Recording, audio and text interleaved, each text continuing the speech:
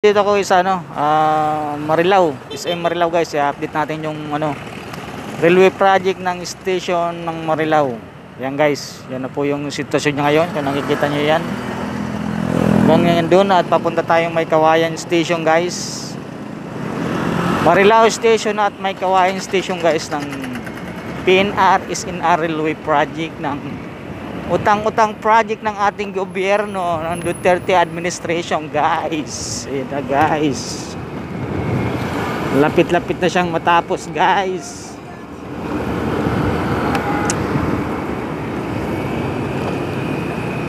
Halos may mga kumpleto na yung dito, segment box na nakalagay. Wow, wow.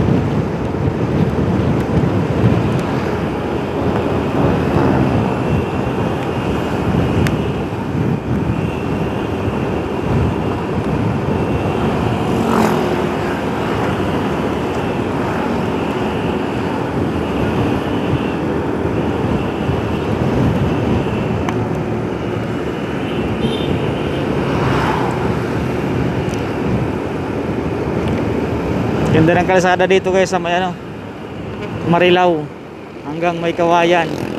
Kasi pagdating Valenzuela ay ayaw ko magsalita.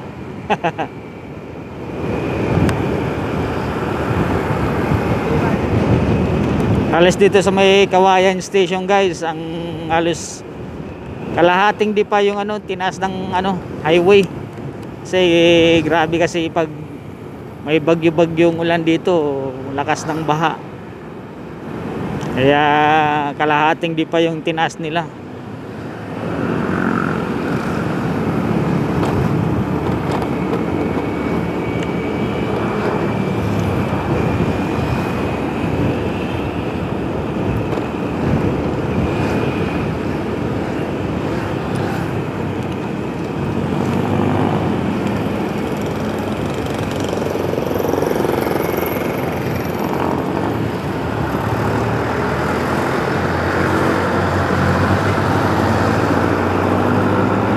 Bali ito na guys yung May Kawayan Station, lungsod ng May Kawayan.